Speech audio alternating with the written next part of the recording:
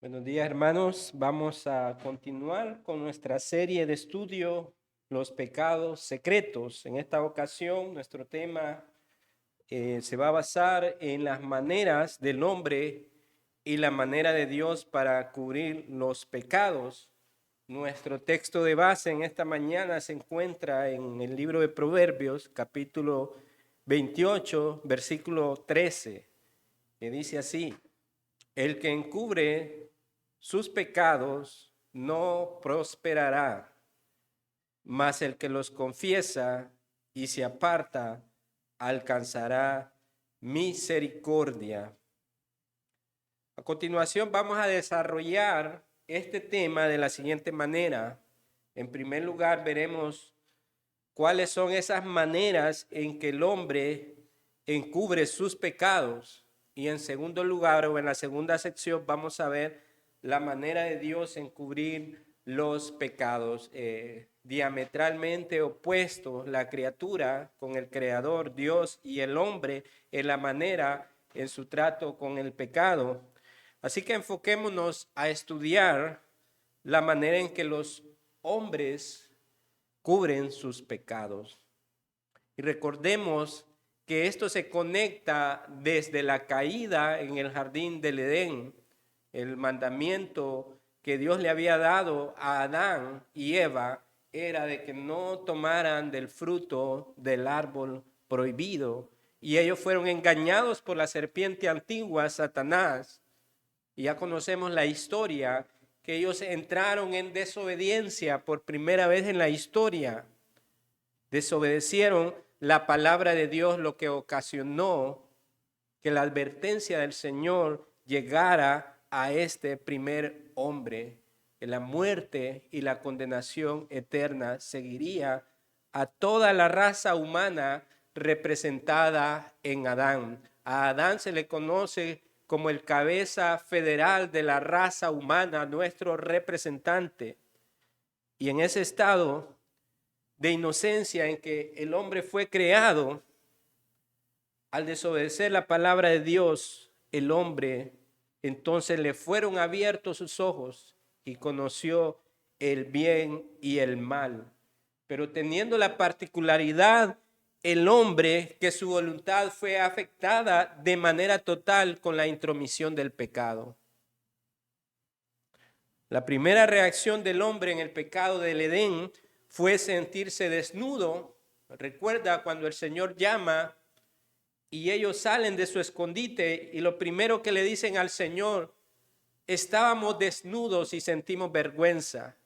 Y el Señor le dijo: ¿quién les dijo o quién les enseñó que estaban desnudos? Comieron del fruto del árbol prohibido y ellos pues empezaron a excusarse, ¿verdad? El hombre acusando a su mujer Eva que le había dado de comer, y la mujer también presentó esa excusa de que fue la serpiente quien le había engañado. Así que la advertencia del Señor y su cumplimiento se llevó a cabo en esta primera pareja, en nuestro padre de la raza humana, Adán. Y a partir de ahí toda la raza humana manifiesta esta misma reacción del pecado que hicieron Adán y Eva.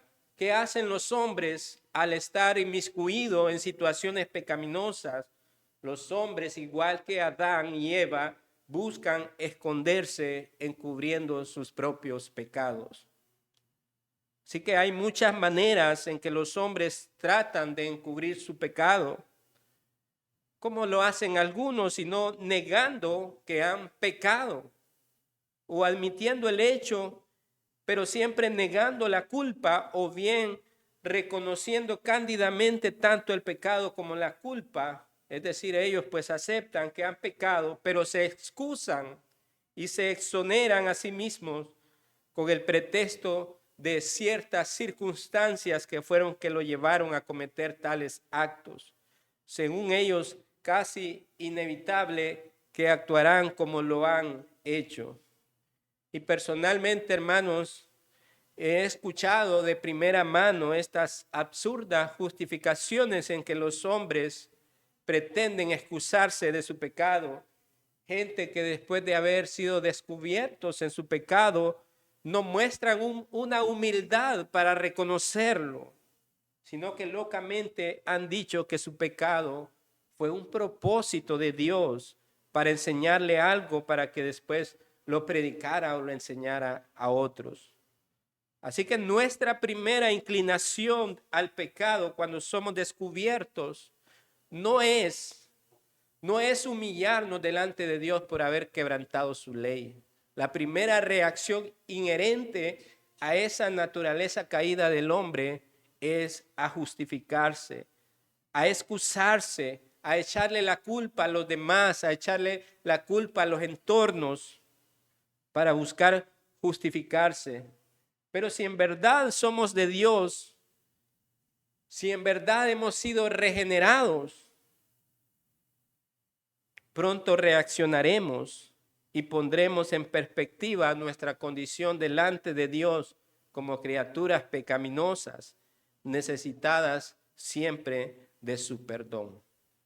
Es decir, aquellos que han sido regenerados y que han recibido vida nueva no están exentos aún a esa naturaleza pecaminosa que combate internamente en el creyente.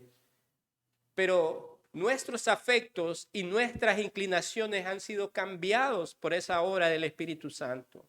El creyente es llevado a sentir aflicción por su pecado, dolor por su pecado y por tanto humillación delante de Dios por haber quebrantado su santa ley.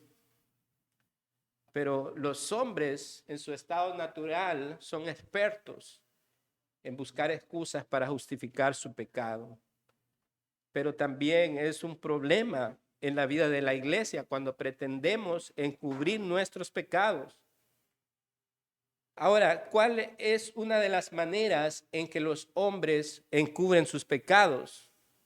Miremos que la fabricación de excusas es el oficio más común bajo el cielo, ¿verdad? El hombre es un experto en fabricar excusas. Ese es su oficio. Se vuelve experto en la fabricación de excusas. Esa es una de las maneras del hombre para cubrir los pecados. Su excusa, fabricando excusas. Y los hombres que profesan la religión cristiana, de vez en cuando sus corazones son engañados buscando justificar el pecado, incluso usando la misma palabra de Dios.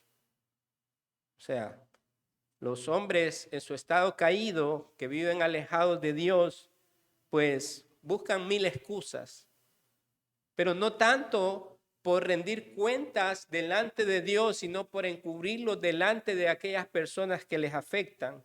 Pero ¿qué del creyente cuando es engañado por encubrir sus propios pecados ocultos, que utiliza la misma palabra de Dios para pretender justificarse, algo que lo hace aún más grave y un delito de Dios, pues conociendo, teniendo la ley de Dios y usarla para justificarse es un terrible pecado?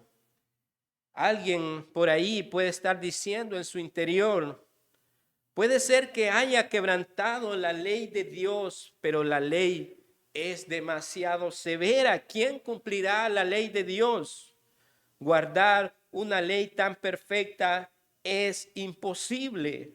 La he violado, pero en fin, soy un hombre dotado de pasiones que implican propensiones o inflamado con deseos que necesitan satisfacción. Ve cómo el hombre que conoce la ley de Dios, que vive una vida religiosa en la iglesia, puede utilizar las mismas verdades de la palabra de Dios para justificarse. Vemos aquí este hombre que dice: la ley es santa, pero yo no lo soy. La ley demanda tanto. Guardar esa ley es tan perfecta que para mí resulta imposible. Y entonces comienza a justificarse diciendo: muy bien, todavía yo batallo con esa naturaleza caída y estoy propenso a estas pasiones y deseos que me atraen. Entonces, ¿qué hace el hombre? Se justifica y dice: bueno, no puedo cumplir la ley de Dios. Reconozco que hay pasiones todavía que me llevan a estos pecados. ¿Qué hace entonces el hombre sino echarle la responsabilidad y la culpa a Dios? Entonces prácticamente está diciendo, yo no soy culpable de esto, esa naturaleza que arrastro en Adán es la culpable.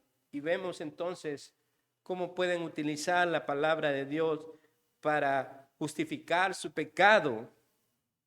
Por ahí otros dirán, bueno, aún estoy en esta tierra luchando contra el pecado y creo que Dios me entiende cuando peco, porque soy un pecador. Dice la palabra que donde abundó el pecado, sobreabundó la gracia. Entonces empezamos a citar las escrituras para nuestro propio beneficio, buscando justificarnos. Vemos entonces que los hombres religiosos utilizan estos argumentos teológicos para justificar su pecado.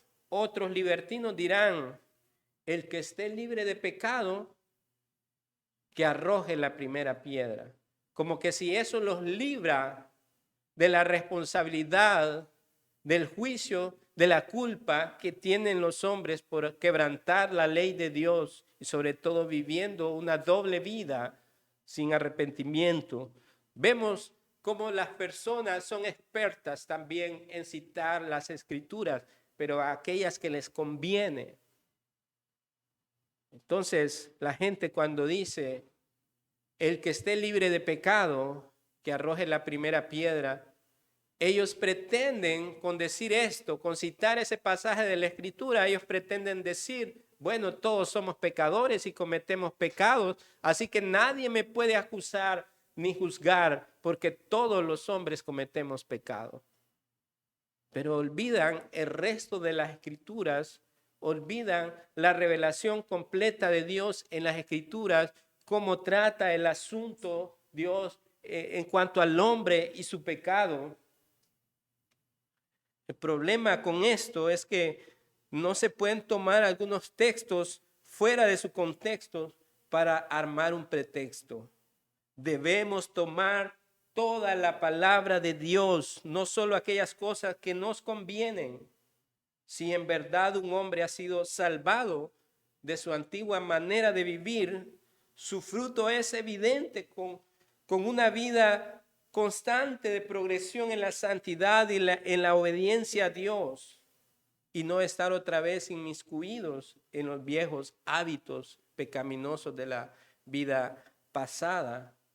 Estos quienes utilizan la palabra para justificarse no deben de olvidar que también la palabra dice que es cierto que la gracia sobreabundó donde abundó el pecado, pero también nos dice la Escritura que si hemos sido rescatados de esa vana vieja de vivir, no es que tengamos una licencia para pecar, sino que el llamamiento y el mandato de Dios es a vivir una vida santa y consagrada que glorifique su nombre y que evidencie que verdaderamente ha sido cambiado de dentro hacia afuera. Entonces no podemos utilizar la palabra de Dios para justificar nuestro pecado. El problema también de pensar así de los hombres es que están echando la responsabilidad de sus pecados sobre Dios, lo que lo hace, como les dije, algo terrible. Ellos están buscando zafarse de su responsabilidad, absolviéndose de toda culpa. Y ese es el problema que vemos hoy en día en la iglesia moderna y liberal que pregona un mensaje diluido. Ellos no están enseñando a la gente bíblicamente a hacerse responsable de su vida pecaminosa. Ellos quieren poner la culpa sobre las circunstancias. Ellos han llegado a tal grado de poner la culpa sobre el diablo y no sobre el que peca. Entonces están redefiniendo lo que es el pecado. Usted ve esa teología liberal de la liberación o también de la guerra espiritual, donde ahora dicen que el pecado en sí ya no es un pecado, sino un espíritu o un demonio. y que necesita ser reprendido, y por eso en sus oraciones ellos dicen: te reprendo, espíritu de idolatría, espíritu de fornicación, espíritu de adulterio.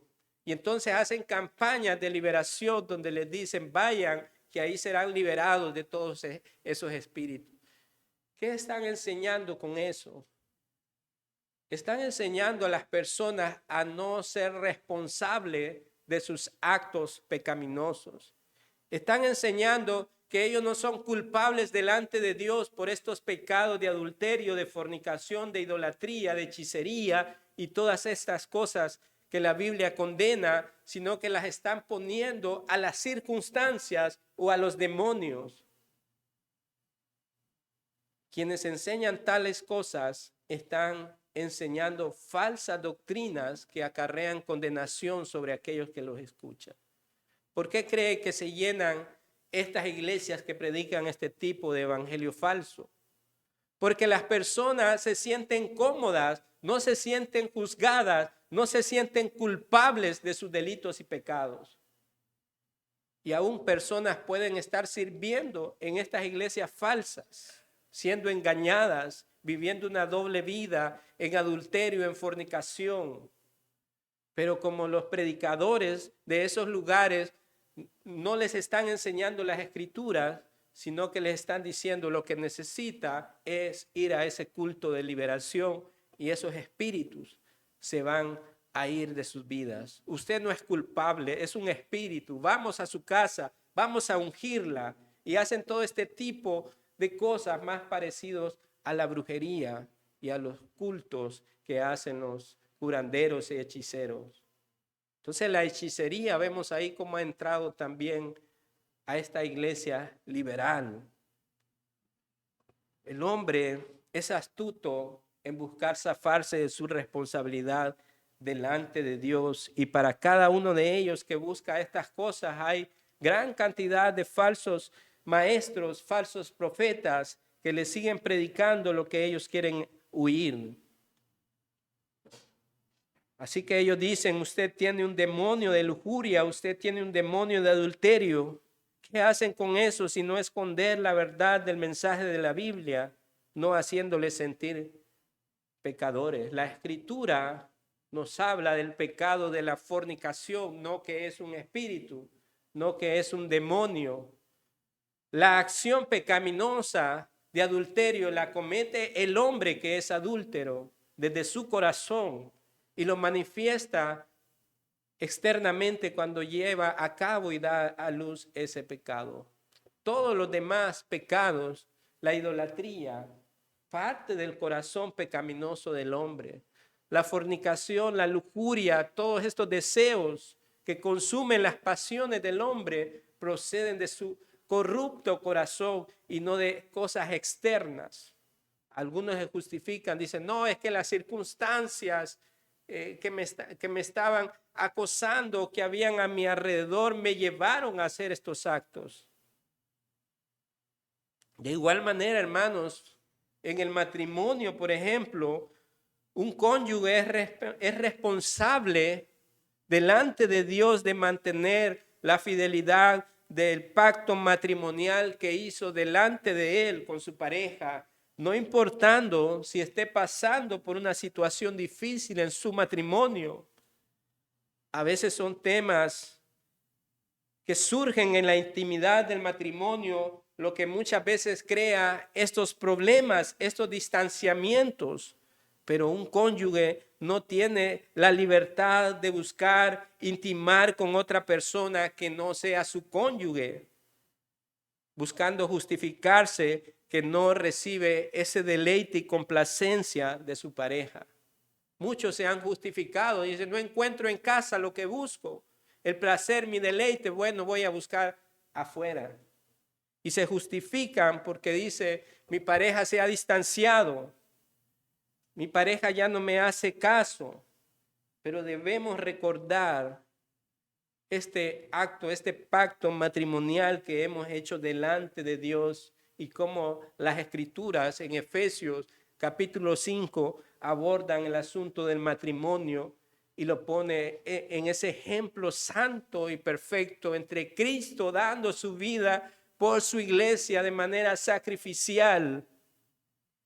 Y ese es el reflejo que el matrimonio cristiano debe de manifestar, dando su vida, sacrificándose, soportándose y buscando el bienestar juntos sin caer, sin incurrir en estos pecados secretos que llevan a perdición.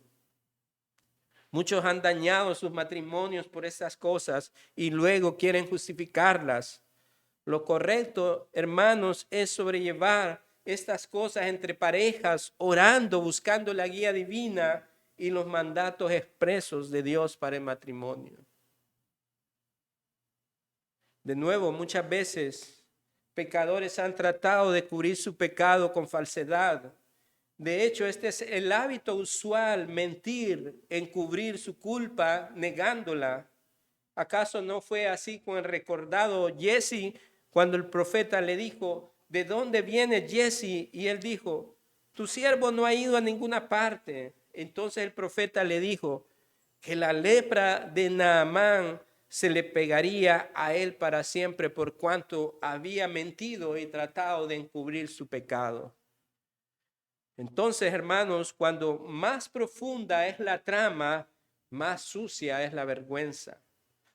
Pero mentir al Dios de la verdad, ¿de qué puede servir entonces al hombre tratar de encubrir sus pecados y mentir al Dios de la verdad? ¿De qué puede servir? ¿De qué te sirve declararte no culpable cuando Él, Dios, ha sido testigo de tu crimen? Ese ojo infalible de Dios que nunca se equivoca y nunca se cierra. Él lo sabe todo. A Él no se le oculta ningún secreto. ¿Por qué entonces imaginas que puedes engañar a tu hacedor? Pero también la manera en que los hombres buscan encubrir sus pecados es que algunos intentan cubrir su pecado con prevaricación, es decir, con astuta sutileza se esfuerzan por eludir la responsabilidad personal buscando exonerarse de la culpa. Recordemos el caso de David como uno de los casos más memorables que encontramos en la Escritura. Ciertamente a David se le conoce como el hombre conforme al corazón de Dios. Pero también debemos ver la parte del rey David, la parte pecaminosa, aquella que tramó con sutileza esconder el secreto de su pecado. El caso de David es memorable. Él pensó que no se detendría en su flagrante crimen. Recordemos cuando él mandó al frente de la batalla a su fiel soldado Urías para poder encubrir su pecado con la esposa de Urías que había quedado embarazada. Él había planeado lamentablemente su coartada, ¿verdad?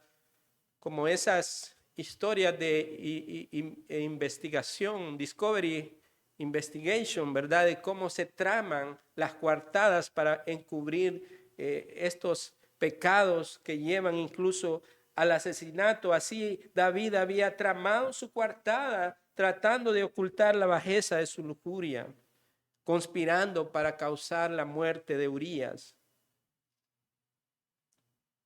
Y existen quienes han maquinado profundamente y durante mucho tiempo para echar la culpa a otros, aún en perjuicio de su propia reputación, con el propósito de escapar del oprobio de sus propias malas prácticas.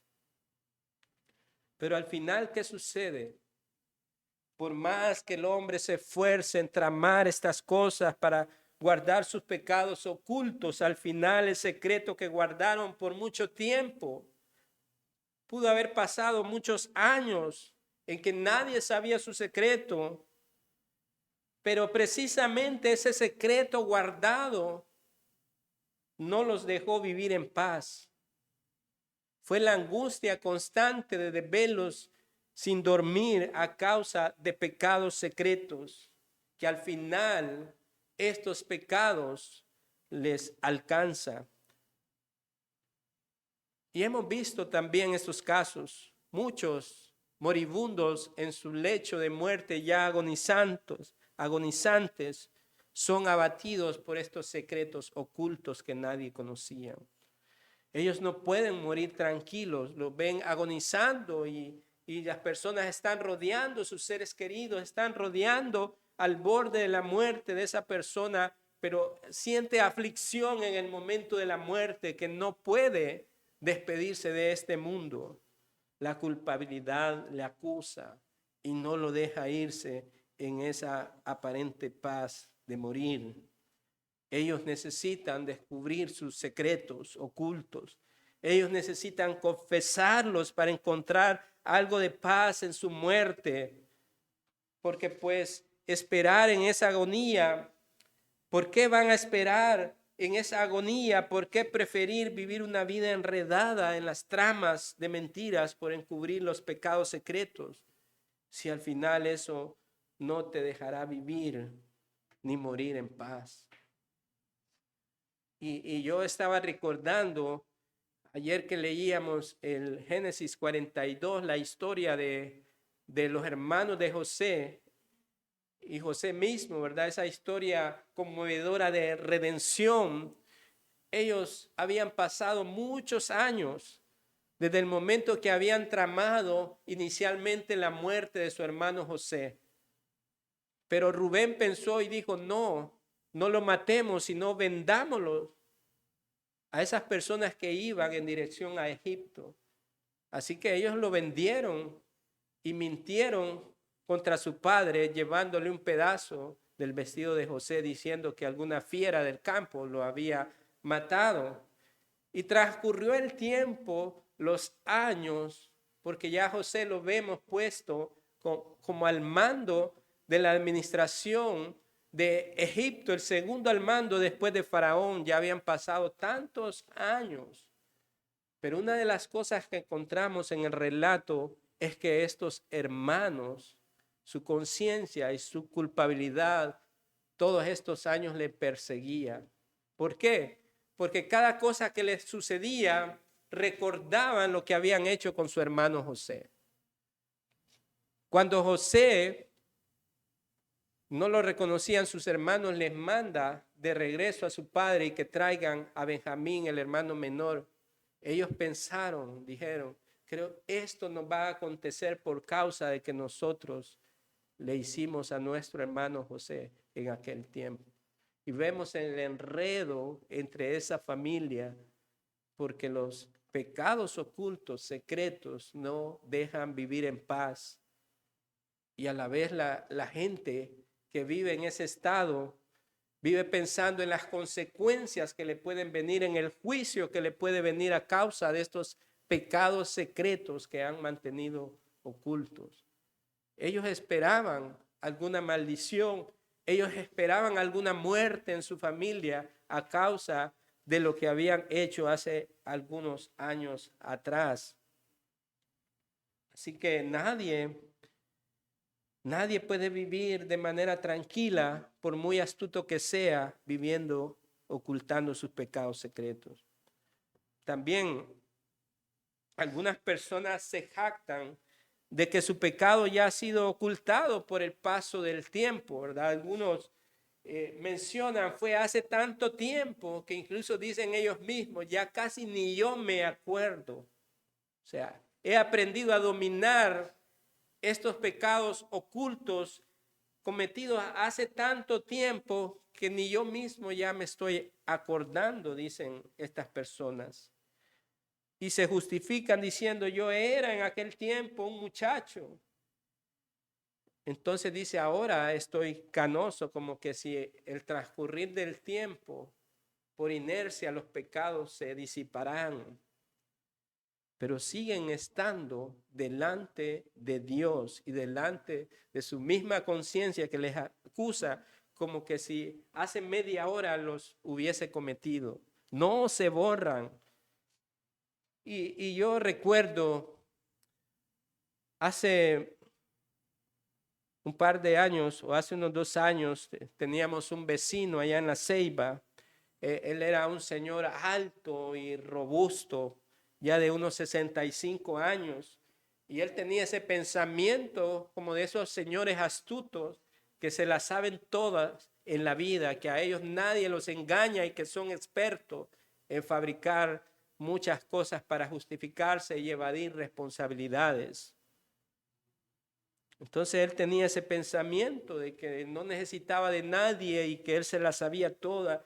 Él depositaba en su astucia esa manera de vivir, pero llegó un momento que providencialmente todo le fue quitado, familia, y ya prácticamente a estar 2 semanas de que antes falleciera, él había quedado solo, triste y enfermo. Y recuerdo yo que anticipando lo que podía suceder, porque él rechazaba el mensaje del Evangelio, él no quería saber nada del Evangelio. Recuerdo esas 2 semanas antes de morir, yo le dije, don Roberto, usted necesita arrepentirse, usted necesita conocer a Dios. Mire la situación en la que está. Y él ahí con una mirada triste dijo, es cierto, Noé, yo pensaba que me las sabía todas, pensé que iba a tener todo esto siempre, pero hoy veo que no hay nada.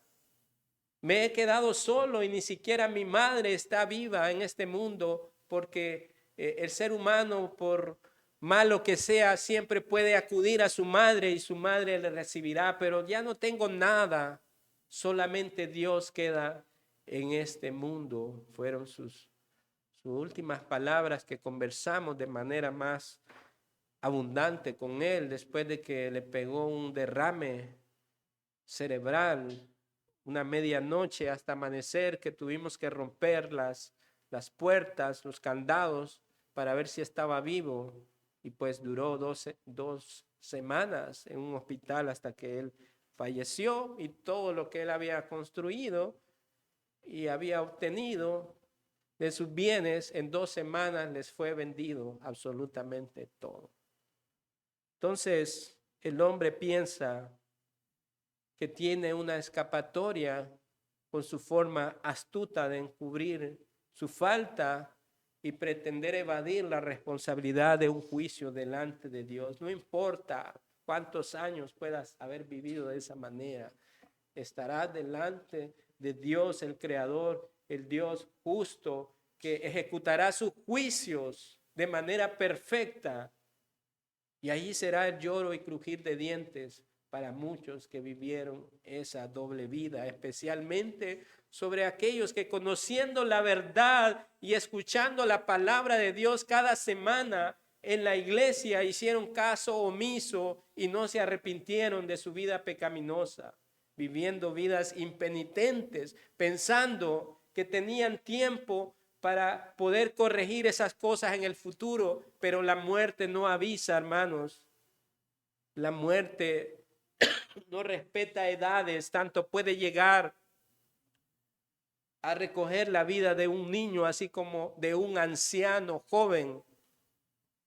Por eso la Escritura te manda a que te arrepientas. Si ciertamente hoy escuchas, si oyes la palabra de Dios, nos dice, arrepiéntete, arrepiéntete, porque el mañana para el hombre no está en su potestad y no sabemos de las cosas que nos van a suceder. Así que el pecado nunca quedará en el olvido. No pienses que el pecado quedará en el olvido. No te equivoques. Tan solo ha estado siendo acumulado para el día de la ira de Dios, el cual pagará a cada uno según sus obras, lo que haya hecho en este mundo, sea bueno o sea malo. En aquel día serán revelados los secretos de los hombres. No estén tan seguros de que el paso del tiempo hará olvidar sus faltas y locuras. Usted sembró simiente de rebeldía, Señor, tiene que cosecharla. Ese es un de los pensamientos de Charles Spurgeon. Usted sembró simiente de rebeldía en este mundo tiene que cosechar esa misma rebeldía. El tiempo transcurrido solo ha servido para hacer brotar esa mala semilla, y cada vez que usted está más cerca de su cosecha, el tiempo no cambia el matiz del pecado a los ojos de Dios. Si un hombre pudiera vivir 1000 años, los pecados de su primer año estarían tan frescos en la memoria del Todopoderoso como los del último. Así que también en Eclesiastés el Señor hace un llamado y le dice que se acuerden de los días de su juventud antes de que vengan esos días donde digas no tuve contentamiento. No espere también como joven usted tener ya más años, ya estar más maduro para pensar en estos asuntos de la vida, porque Dios no exonera a nadie ni en su juventud ni en su vejez. Todos aquellos pecados no arrepentidos son puestos delante del rostro de Dios. Así que el llamado en el Evangelio es para todos, mujeres, niños, jóvenes, adultos. Tienen un mismo evangelio, un solo evangelio, y es arrepiéntete y cree en el Señor Jesucristo para que heredes la vida eterna y no seas condenado en tus pecados, porque Cristo llevó en la cruz nuestros pecados para darnos la salvación y tomar nuestro lugar. Él es nuestro sustituto. Pero si tú no te arrepientes, Él no llevará tus pecados, sino que tú cargarás tus propios pecados desde el primer momento en que abriste tus ojos y los cerraste en este mundo. Serás condenado por cada pecado que hayas cometido y que no te arrepentiste. Así que delante de Dios, no importa cuántos años han transcurrido, están en la memoria y en la mirada del Señor.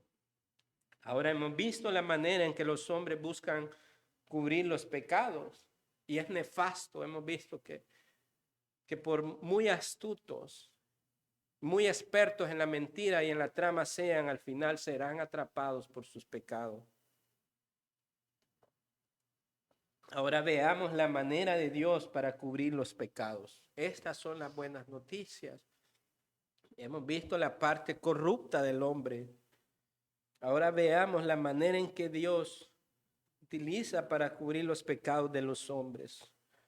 ¿Qué sucedió en el Edén cuando fueron abiertos los ojos de Adán y Eva al haber desobedecido la palabra de Dios? Se sintieron desnudos, avergonzados y se escondieron. ¿Qué hizo el Señor inmediatamente? Dice que tuvo que matar a un animal del jardín y utilizar su cuero para hacer un ropaje para ellos y cubrir su vergüenza. De alguna manera hay un paralelismo, porque este animalito no tenía culpa de la desobediencia de estos hombres, así como el Cordero de Dios no tenía la culpa de nuestros pecados. Sin embargo, Él fue el Cordero perfecto, sin mancha, ofrecido una vez y para siempre, para cubrir nuestra vergüenza, y no solamente para cubrirla, sino para absolvernos de toda culpa, de tal manera que Dios nos vea ahora como sin culpa por medio de la sangre del Cordero, que es Cristo Jesús. Así que la primera acción que Dios hizo fue cubrir la vergüenza del hombre, y en el futuro, en la simiente prometida en Cristo, el Cordero, Él cubriría y absolvería de toda culpa a los hombres, presentándose de una vez y para siempre. De tal manera que ni incluso después de la ley y todas las ceremonias en el santuario que requerían aquella rigurosidad de que los sacerdotes se limpiaran, se purificaran para poder entrar una vez al año al templo y ofrecer sacrificio y derramar sangre de animales. En Cristo fue una vez y para siempre, porque todas estas sombras y figuras tomarían su lugar en el Cordero perfecto, del cual ya no se necesita más sacrificios. Ya no es la misa ni los sacerdotes romanistas ofreciendo estos sacrificios que se convierten en una blasfemia, sino que Cristo ha tomado el lugar de una vez y para siempre de los pecadores. La manera de Dios, este hecho se afirma con respecto al pueblo de Dios. Todos los que han confiado en el sacrificio expiatorio que fue presentado por el Señor Jesucristo en el Calvario pueden aceptar esta grata seguridad. Pues la Escritura nos dice en Salmos 85:2, todos los pecados de ellos cubriste. Todos los pecados de ellos cubriste. ¿Cómo sucedió esto, hermanos? Que Dios en su misericordia y gracia haya cubierto y absuelto a los que Él reclamó como suyos, ahora inocentes, sin culpas. ¿Cómo sucedió esto, este misterio extraordinario del Dios Trino en la redención del hombre? Antes de cubrir los pecados de un hombre, Dios primeramente lo descubre, pone al descubierto la realidad del peso de su pecado al hombre pecador. Pues ¿cómo conoce el hombre que es un pecador? Sino a través de su verdad predicada, que el hombre es llamado al arrepentimiento y el hombre se le es quitada la venda espiritual que tiene para poder ver literalmente el peso de su pecado y sentir que merece la condenación eterna y ser lanzado en el tormento eterno del fuego para siempre. Y el hombre se da cuenta de que no merece nada, sino la ira de Dios, porque ha infringido la ley de Dios desde su nacimiento. No merece misericordia, sino ira y condenación. Pero esto es una obra divina operando en el interior de la persona. Porque usted puede ver los hombres naturales en su estado caído, no les importa. Pueden reconocer de alguna manera que sí están mal delante de Dios, pero continúan viviendo como les place la vida. Porque no es un asunto intelectual de entender que somos pecadores, sino es un asunto interno, divino, y solamente Dios puede llegar a lo profundo del corazón, ahí a la naturaleza pecaminosa, y lo hace de esta manera. Antes de encubrir los pecados del hombre, Dios tiene que primero descubrir sus pecados. Y ahí donde somos descubiertos en nuestra naturaleza pecaminosa, es que entonces somos compungidos por el Evangelio que nos llama al arrepentimiento y a la fe en el Señor Jesucristo. Así que es Dios quien concede al hombre pecador ese don del arrepentimiento, y es cuando la conciencia del hombre es despertada a la realidad de su pecado. Sin esta obra divina, los hombres no pueden sentir el peso de sus pecados que les condenan.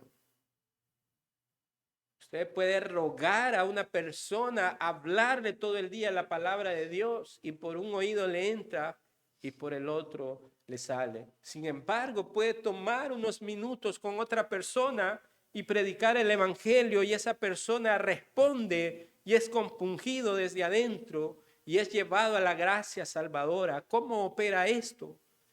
La gracia soberana de Dios salvando pecadores del mundo, eligiendo aquellos que de antemano había determinado que serían salvos. Él los conoce por nombre y los llama por medio de la predicación de su palabra. Cuando Pedro en su discurso después de Pentecostés lleno del Espíritu Santo, expone la verdad de Dios, del Cristo crucificado. Y hay una reacción inmediata de la multitud al mensaje del apóstol Pedro. En Hechos capítulo 2, verso 22, él expone esta verdad y le dice a la multitud: varones israelitas, oíd estas palabras. Jesús Nazareno, varón aprobado por Dios entre vosotros con las maravillas, prodigios y señales que Dios hizo entre vosotros por medio de él, como vosotros mismos sabéis. A este, entregado por el determinado consejo y anticipado conocimiento de Dios, prendisteis y matasteis por manos de inicuos, crucificándole, al cual Dios levantó sueltos los dolores de la muerte, por cuanto era imposible que fuese retenido por ella. En el verso 36 al 39, él continúa exponiendo esta verdad lleno del Espíritu. Sepa pues ciertísimamente toda la casa de Israel, que a este Jesús, a quien vosotros crucificasteis, Dios le ha hecho Señor y Cristo. Al oír esto, se compungieron de corazón y dijeron a Pedro y a los otros apóstoles: varones hermanos, ¿qué haremos? Pedro les dijo: arrepentíos y bautícese cada uno de vosotros en el nombre de Jesucristo para perdón de los pecados, y recibiréis el don del Espíritu Santo. Porque para vosotros es la promesa, y para vuestros hijos, y para todos los que están lejos, para cuanto el Señor nuestro Dios llamare. Así que vemos claramente la palabra de Dios siendo anunciada, y cómo dentro de la multitud se levantaron estas personas sin ser coaccionados, sino con una obra interna que los estaba compungiendo y llevándoles arrepentimiento a expresar estas palabras. ¿Qué haremos para escapar de esta condenación? Así que Pedro les comunica el mensaje, el evangelio del arrepentimiento para perdón de los pecados. Y con esto, aquellos que son llamados en la verdad de la palabra de Dios al arrepentimiento reciben el don del Espíritu Santo, por el cual son sellados como herencia de Dios, algo que viene a ser incambiable desde el momento en que son regenerados y sellados con el Espíritu de Dios. Así que la manera en que Dios cubre los pecados del hombre es a través de su Hijo unigénito, el Cordero perfecto, la ofrenda perfecta dada una vez y para siempre. En Efesios capítulo 1, verso 7, nos dice la Escritura: en Él, es decir, Cristo, tenemos redención mediante su sangre. Este término, redención, significa que alguien pagó por nosotros. Éramos esclavos en nuestros delitos y pecados y no había forma en que fuésemos liberados de esa esclavitud, sino que alguien tuvo que venir a pagar por nosotros, por nuestra libertad. Y ese pago no fue constituido por monedas de plata ni de oro, sino por la sangre del unigénito Hijo de Dios, siendo derramada su sangre preciosa para el perdón de nuestros pecados, según las riquezas de su gracia en este misterio de la encarnación y de la propiciación por nuestros pecados. De manera que Cristo es la propiciación de los pecados de su pueblo. Sin embargo, su mandato es claro al hombre: arrepiéntanse y crean en el Evangelio. Y el Evangelio es Cristo crucificado, es Cristo levantado de los muertos, es Cristo ascendido, recibido en gloria, es Cristo intercediendo por los suyos como nuestro sumo sacerdote, y es Cristo quien vendrá por su iglesia. En el texto de este tema, en Proverbios 28:13, nos dice que el que encubre sus pecados no prosperará, mas el que los confiesa y se aparta alcanzará misericordia de Dios. La misericordia es un don inmerecido de Dios, porque no merecíamos ser salvos, pero por su misericordia y por el beneplácito de su voluntad, Él ha escogido salvar a su pueblo. Así que en conclusión, hermanos, hemos visto que la manera en que los hombres buscan encubrir sus pecados no les sirve absolutamente de nada sus tramas, sus astucias. Para lo único que sirve es para acumular ira para el gran día de Dios. Por tanto, no es sabio ni prudente esconder pecados, ya que delante del rostro de Dios están al descubierto. Si el Señor descubre tu pecado hoy, por un acto de su misericordia, por vergonzoso que sea nuestra respuesta debe de ser humillándonos ante su poderosa mano para alcanzar misericordia. Y pueda Él en su gracia perdonarnos y limpiarnos de toda maldad. Cristo es el único que lleva los pecados pasados, presentes y futuros de sus ovejas. Y el creyente tiene certeza de esta redención, pero el impenitente, el que no se arrepiente, no verá su gracia, sino su ira en este mundo y en el venidero. Que el Señor nos ayude a través de su palabra a entender estas verdades cruciales para nuestro destino eterno. Oremos.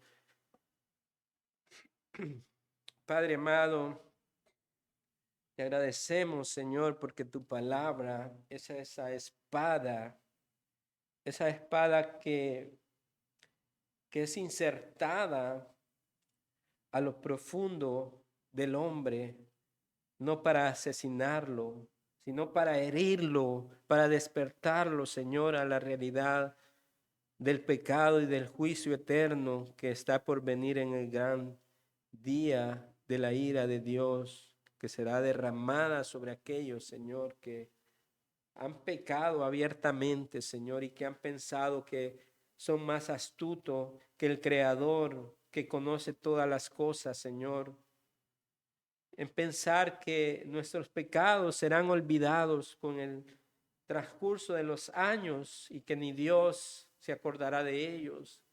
Qué terrible mentira, Señor, porque el hombre, desde que nace, Señor, en pecado, va acumulando pecado tras pecado, Señor, y si pudiésemos contar cuántos pecados cometimos, Señor, son de manera abrumadora, abundante, Señor. ¿Cómo escapará el hombre ante tal juicio, Señor? Pero te damos gracias que Cristo es la propiciación por nuestros pecados, el que ocupó nuestro lugar, el que llevó nuestros pecados en la cruz, en el madero, Señor, y ahí fueron clavadas